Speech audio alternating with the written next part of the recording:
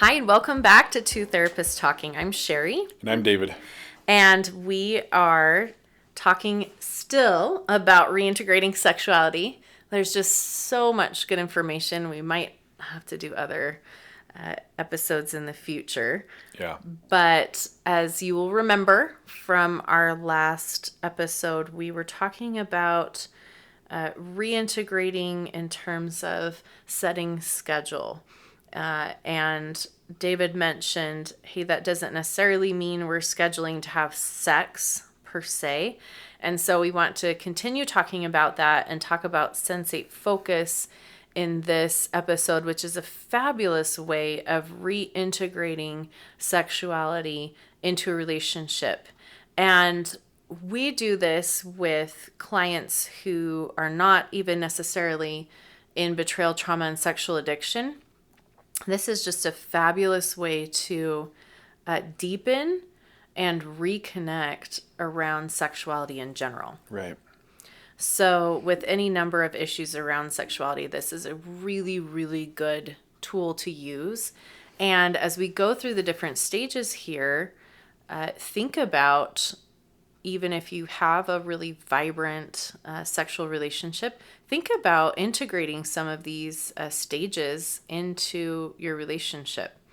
Having a day maybe where you take it back and you do maybe just stage 1, 2, or 3 or something like that, where you're really connecting, and it can be a really beautiful thing. It can also be a really fun and playful and very teasing thing if you know, hey, we're not actually going to have sex at the end of this, but we're going to do some of these other stages. So again, this is just a beautiful thing to understand how some of these different stages and to be able to implement them into your relationship.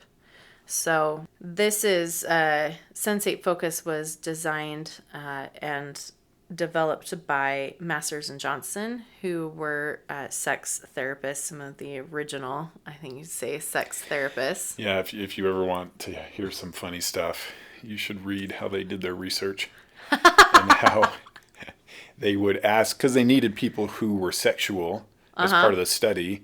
But this is back in the day when it's, we're relatively conservative. And so guys would hang around after hours because they knew that if women were coming out of this Masters and Johnson study late, it's because they had a lot to say and they knew a lot Oh my about goodness. There's all sorts of funny things about that, but yeah. Oh boy. All the things. they did a lot of good work for us, though, for sure. Yes, a lot of good information. Really kind of the first people that really studied sex and gave us information and foundation to be able to work through sexual issues that people were having. So again, this is something that you can do whether you have a healthy relationship or not. It just helps to develop and deepen intimacy and sexuality. But we are certainly recommending it for couples that are reintegrating sexually after a betrayal. Definitely. Because it's really supposed to look different now anyway. Right. After everything you've been through and having more of a focus on empathy and connecting emotionally, really sexuality should look different than it did before as well. Yes. Yes. So. With this process, there is a giver or a toucher and a receiver. And you can switch roles also as you go through. But as we're talking, there are distinct roles. You take turns in this process. So it's a lot like the empathy skills building where when roles are identified, it makes it a lot better. Mm-hmm.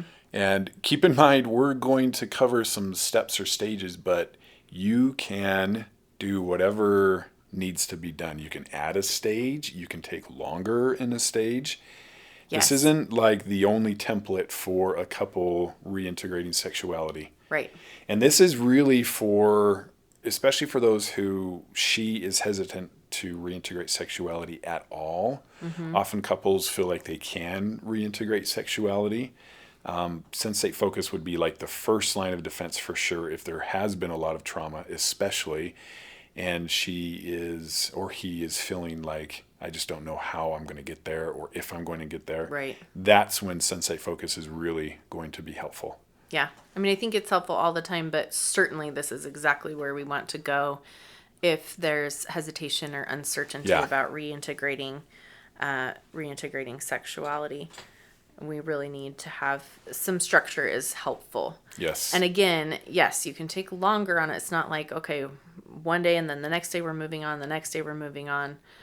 Oftentimes it can be really helpful to do each stage for several times before. Several weeks is usually the Yeah. recommended. Yeah. Yeah. So for sure, giving yourself some space with that. I would say if you're going to just jump in and skip steps, that making sure that you're communicating about that, making sure that both partners feel like this is the way to go, especially if you're working with a therapist, running that by the therapist, who can kind of see the bigger picture Right.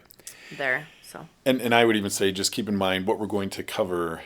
Traditionally the stages or steps begin without talking, but you can absolutely have a pre-step of just talking about it Yes. when you're not ready to even have any physical contact at all. And so maybe the scheduled sexual intimacy, and that would probably be a better way to put it versus scheduled sex. It's scheduled Right. sexual intimacy, and that can be just talking to start. And maybe for a few weeks or even a few months, you're setting time aside just for you two as a couple to talk about reintegrating sexuality and what you want that to look like and any past issues, concerns that you may have had. So that right there already changes the traditional sensate focus where Yes. you can just talk before you do anything. Right. I love that concept of having this talking stage. So where you can talk, but don't necessarily touch in a sexual way. And I would say that it still would be a good idea to touch, but not sexually. So like holding hands. Right. Or sitting next to each other where there is some physical contact, just like we talk about with the empathy skills. Where it's just helpful to have that physical connection. Foot rub. Yes. You'd be surprised how much good deep conversations you can have with a foot rub. Everyone's Yes. de-escalated. It just has a calming effect. One's up and one's down, and Yeah. that can be really helpful often. And so, anyway, just Yes. an idea. That's a good suggestion. I like that suggestion. So just some type of physical contact that is just calming and connecting, and you can have this conversation about, okay, what do we like, what types of things are you looking for in sexual intimacy, having some of those conversations about, is it going to be okay if we talk and stop and have conversation to make sure where we're at, all of those different kinds of things. What types of things as we're reintegrating, maybe we did some things in the past sexually that I'm no longer comfortable with, or you're no longer comfortable with. Let's talk about that. What do we think sex should look like? Those types of things. So it's kind of this pre-stage to have the communication so there's less uncertainty, which, we don't often see as being a very notable or heightening emotion, but it can actually be incredibly distressing to go into a situation feeling like I don't know what to Right. expect. Yep. Or coming out of betrayal trauma where there hasn't been sexuality for a long time, the fear might be that you'll move too fast, or you'll be doing something that you are uncomfortable with. And we talked about this last time as well. The communication is important. Really key. So if you are going to start into sensate focus, I would recommend starting by talking, like what Sheri is describing, while touching, but touching non-sexually. And as you're ready to touch, one of the most important things is to identify who's doing the touching and who's receiving. So that's the giver and the toucher. And then be able to identify what you like and what you don't. And so one of the ways this can be accomplished is you are guiding or directing your partner's hands, for example, and have it figured out ahead of time that if I pull your hand away, that just means that I'm not liking it, or I can add more pressure, or basically this is the giver giving, but the receiver is helping the giver to know. And these early stages where it's just gentle touching. I mean, you can have a stage where, in fact, this is stage one, where it's clothed.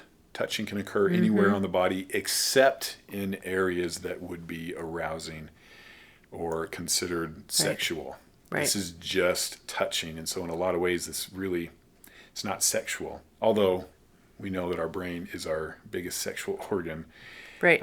Anything can be sexual. However, stage one is very, very simple. No kissing, no touching in erogenous zones. in any erogenous zones, genitals, that sort of thing.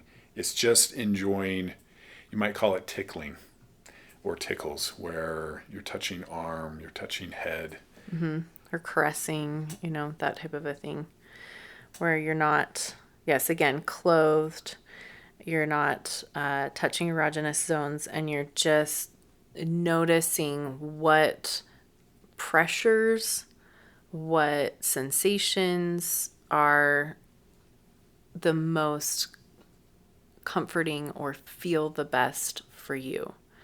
So, as the giver of that touch, try not to be stagnant or one track in how you're doing it. You want to try softer touch, harder, more intense touch. You want to try, brushing or doing different textures of how you're engaging with the other person's skin and body, because that is going to give them different types of stimulus to say, hey, I really like it when you do this. I don't like this so much, right? It can be massaging versus a very light caress. Even some people really enjoy having like a back scratch or like that on, different areas of their body. So really think and be present as the giver of how can I create a lot of different options for them to understand then better their own body and their own selves of what they like, and so that they can give me a lot of really good feedback about what they like so that I will know. Right. It's information for both sides, because oftentimes we don't take the time to really understand what we ourselves like when it comes to maybe some of these different stages. Like some stages we might know, oh yeah, I like this and this, but maybe this other stage, like, well, I haven't really thought about that all that much. So it's good information for the person that's receiving to understand their own body, their own sexuality. But it's also really good for the giver to have any clue what their partner likes. Yeah, and this first stage is all about just enjoying the sensation of being touched and not enjoying sexually, just enjoying it. And so traditionally it would be, you even start with your non-dominant hand to just sort of get your brain out of any normal process. And so if I'm right-handed, start with your left hand and start by touching your partner's face. And it creates, if it's done well, it creates a level of intimacy that isn't something that couples can be used to, because this isn't about being aroused, this isn't about being sexual. Right. It's just about touching in a way that is calming, soothing, pleasing. There's no rush. Very You're taking your connecting. time.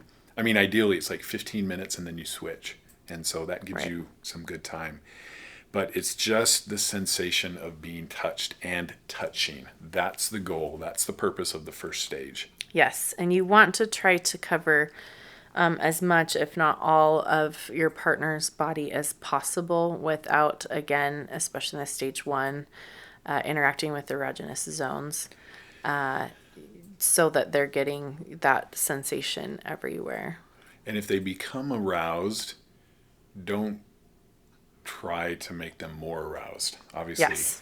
That can be hard. If they become aroused, you'll want to continue traditionally, right? This is what you would do anyway, because, you can. But this is a little bit different. And this is why when you start this process, hopefully there's some commitment to following through. Yes. Because we want to see what this process will give us in terms of benefits. And it's not just about an orgasm. Right. Yes, it's so much more than that. So commit to not having sex in these stages so that you can get the ultimate benefit of all of these different understandings and connection that Right. comes from it. So yes, you might get aroused, and that's fine. And don't try to be extra arousing to your partner, and just Right. allow it to be like, yeah, that can be arousing, and it doesn't also have to end in an orgasm. Right. So that's stage 1. And by the way, all these stages kind of follow a process of 2 to 3 times a week, which is why scheduled sexuality can be twice a week. Right. So 2 to 3 times a week for a couple of weeks. Yeah. 1 to 2 to 3 weeks. And it really depends on your comfort level. You may find that you start into a level and it's a little too much, and so you just back up and do the previous level longer. Yes. And that's fine. Yeah. Yeah, definitely had that with couples many times. Even in early stages, when, a couple can say, oh, well, a member of a couple would say, I can do a further stage than that, but this one Right. is harder Yeah. for me. Yep. So don't just say, oh, this one's a little hard, but I know I'll feel comfortable later. Really take your time in some of those stages that might feel more challenging, because again, just like David was saying, like, this isn't about this initial stages. They're not about sex. It's not Right. about an orgasm. It's about connecting in a completely different way, which may feel uncomfortable. Yeah. It may feel a lot more comfortable just or to go sort to a of- different stage, or just Sort of different. silly or embarrassing, right? Like, I'm going to start just by touching your face. And your hair. And your hair, neck, and yeah. It can be something that you learn to really enjoy, and you end up having a much deeper connection than before, because we Yes. really ought to be able to do that sort of thing. Right. Shouldn't we? It's really important. It's a really good thing for a healthy sexual relationship. And so definitely, as you're looking at this, if you're saying, oh, this one's a little uncomfortable, maybe we could just move on more quickly. Yeah. Stay in that space until Yeah. that becomes very, very comfortable. Yep. And then go ahead and move into the next stages. Yep. So that would be stage 1. And again, there is a pre-stage of just talking as you prepare for stage 1. But what we just described is stage 1. Stage 2, all of these build off of the one before. So with stage 2, you start with stage 1, touching, still clothed.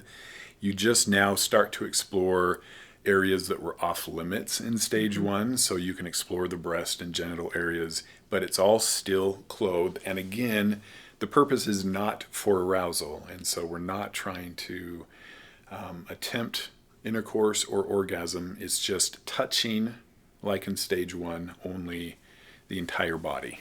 Mm-hmm. And then again, you're going to switch after about 15 minutes. You kind of have that as the goal, to have both of you have the opportunity to be both the giver and the receiver.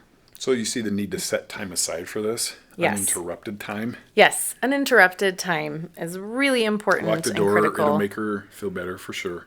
Yes, absolutely. So in stage 3, we're introducing kissing. And it might seem like it's going backward a little because we're just kissing. We're not, there's no erogenous zones involved. There's no touching, even like you really did in stage 1, where it was very all-encompassing and everywhere. This is just mostly touching for support. And again, we're not trying to arouse the other person. And so this is just mutual kissing. So this is a stage where you're not really switching roles as much. This is just a mutual engagement in kissing. Right. For maybe like 5 minutes or so. This is a stage that can be a little bit tricky. If it goes too long, then it's hard. Right. And each partner does kind of take a little bit of time to take the lead in that. But again, we're just touching lightly, and it's just mutual kissing.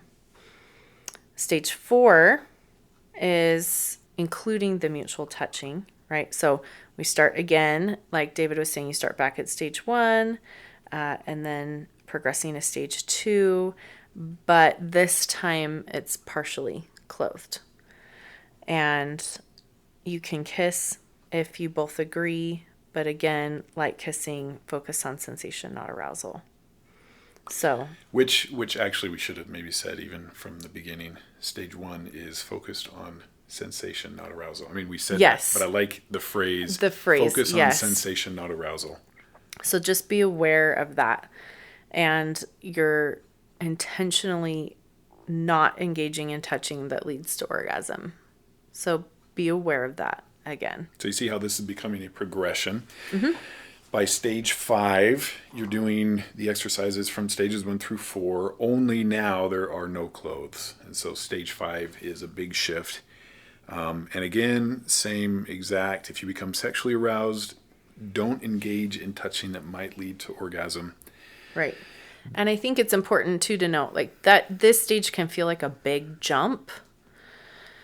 Going from clothed to not clothed. And there are several versions of this that include stages that are before or after some of these other stages which you can include here, right? You can add extra stages where you kind of go back to that stage 1 unclothed and just do stage 1 unclothed instead of moving into this stage which says, okay, go from stage 1 through stage 4 with no clothes. So breaking it up a little bit more can be really helpful for couples. Right, and this is a tough one often because in past, if there's no clothes, then that means one thing. Yes. Right, and this is intentionally no clothes, but we're still not doing that one thing. Right. So a lot of this is delaying of gratification. That's the point, exercising discipline. Yes. And so oftentimes with couples with betrayal, I will take this stage and break that up and say, okay, this stage is stage 1, but not clothed. And then you can do stage 2, not clothed, right? So that you're kind of reintegrating more where it isn't that, okay, we're not clothed, so we're automatically going to go to sex. Right. Okay, stage 6 would be again, stage 1 to 5, and then get into an intercourse position, but not actually have intercourse. Right. Stage 6 is everything except the actual act. I mean, technically in stage 6, you are getting into position, you're touching genitals, you're just not actually having intercourse. Yeah. Which is a tough one, probably of all these stages to not. Right. Stage 6 is a tough one because you're working to stage 7, which you imagine is everything. Right. Stage 6 is a tough one. Yeah. And then stage 7, you move from stage 1 all the way through stage 6, and then you can proceed to engage in whatever sexual experience you want to have after that. And I would say still in all these stages, take your time for sure. The time is a lot of this. And remember, for the guys who are coming from sexual addiction, all of this is building confidence for her if you can discipline and you can wait and you can delay and you can hold back. This is very meaningful to her. And so for that reason, there's a lot of trust that can be gained in this process. Right. If you do it. Yes, if you actually do it. You can stick to it. If you mess up, try to get ahead or do get ahead, own it. Yeah. Slow down, back up. Yeah. And that's okay. Yeah. And even the next time, start again with that understanding that, hey, you know what, actually, that we really do want to be committed to this. And again, just like David said, you can add stages, you can take away some stages based on where you are, what you as a couple need, what you and your therapist have talked about will be the most beneficial to you. Right. So hopefully that is helpful for you to understand how to progress through reintegrating sexuality using sensate focus to create a deeper and more connected and more lasting relationship between the two of you. We hope this was helpful. Thank you for joining us. Bye. Thank you for listening to Two Therapists Talking. We look forward to sharing more conversations with you. Connect with us at twotherapisttalking.com or email podcast@twotherapisttalking.com. If you like what you're hearing, please get on and rate us and subscribe to the podcast.